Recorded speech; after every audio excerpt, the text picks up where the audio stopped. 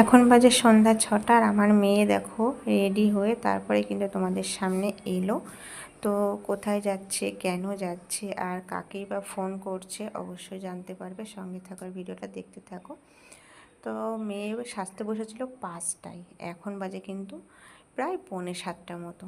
আর দেখতেই পাচ্ছ খুব বেশি কিন্তু সাজেনি, যতটুকু পেরেছে নিজে নিজেই সেজেছে। শুধু শাড়িটা কিন্তু আমি পরিয়েছি। তো শাড়ি পরানোটা কেমন হয়েছে বন্ধুরা তোমরা কিন্তু অবশ্যই কমেন্ট করে জানিও। আমি শাড়ি পরাতে পারি, যেমন এক পিন করেও পরাতে পারি, কুচি দিয়েও পরাতে পারি, কিন্তু 8 পরে করে শাড়িটা কিন্তু আমি প্রথম পরিয়েছি। এই দেখো এদিকে কুচিটা কেমন ও সরিয়ে ফেলেছে, সেটাই আমি ঠিক করে দিচ্ছি। তো এই 8 পরে করে শাড়িটা আমি প্রথম পরালাম। তোমাদের কাছে কেমন লাগছে অবশ্যই কিন্তু কমেন্ট করে জানিও। আর আমি মেয়েকে বলছি একটু সাইড হও, এদিকে হও ওদিকে হও, আমি একটু ভিডিও করি, নতুন পরিয়েছে তো। তো চলো, মেয়ে যাচ্ছে মেয়ের বান্ধবীর বিয়েতে। তো ও ফোনটা নিয়ে যাবে, আরেকটা ফোন আছে, সেটা যতটুকু পারবে ভিডিও করতে তোমাদের সঙ্গে শেয়ার করব। তো প্রায় 7টা বেজে গেছে, মেয়ে এখন বেরোবে। ওর বান্ধবীদের কাছে তখন ফোন করেছিল, ওরা বললো রেডি বেরো, তো এখন যাবে। এদিকে দেখো মেয়ে লজ্জা পাচ্ছে ভিডিও করছি জন্য। এই যে ওরা চলে এসছে বিয়েবাড়িতে, আর এই যে ওর বান্ধবী। তো এই 5-6 জন বান্ধবী, ওরা একসঙ্গেই পড়াশোনা করতো এক জায়গাতে, মানে প্রাইভেট পড়তো, স্কুলে যেত। তো তাদের মধ্যে থেকে একজন আজকে চলে যাচ্ছে পরের ঘরে। তো দেখো সবাই মিলে একসঙ্গে আছে, হাসি ঠাট্টা করছে। তো এদিকে ওরা 5টা বান্ধবী মিলে ওর বান্ধবীকে একটা রূপোর গিফট দিচ্ছে, রূপোর পলা বাঁধানো। এখন তো ওই পলাগুলো ভীষণ চলছে, তাই যে হাতে পরিয়ে দিচ্ছে।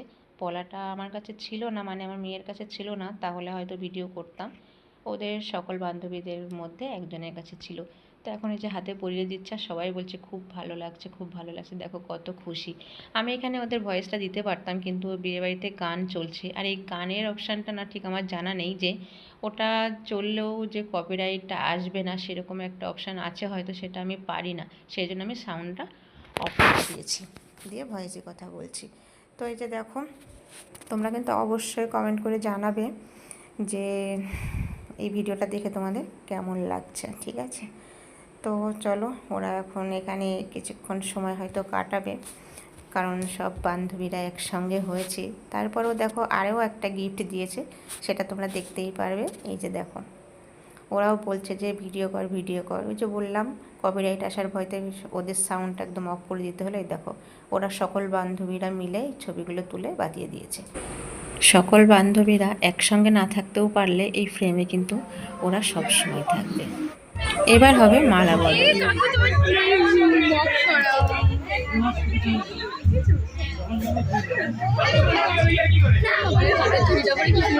হাতের চুড়িটা বেশ মানিয়েছে বল, দেখতে হবে কাদের পছন্দ বান্ধবীরা। ওর বল লজ্জা পেয়েছে।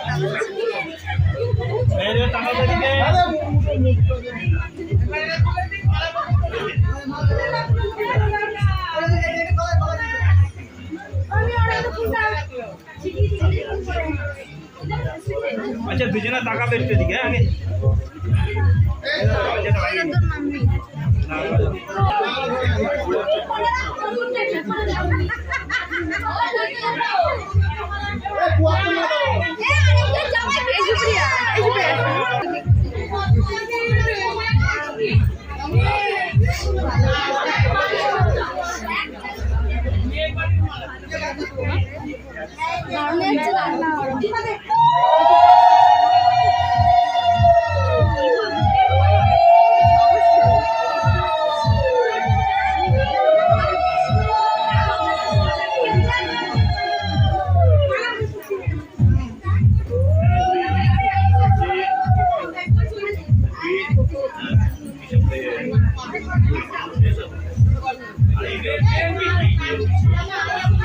মেয়ের বান্ধবীর বিয়ের সাজটা তোমাদের কাছে কেমন লাগছে অবশ্যই কিন্তু কমেন্ট করে জানিও। আর নতুন জামাইকেও কেমন লাগছে সেটাও জানিও।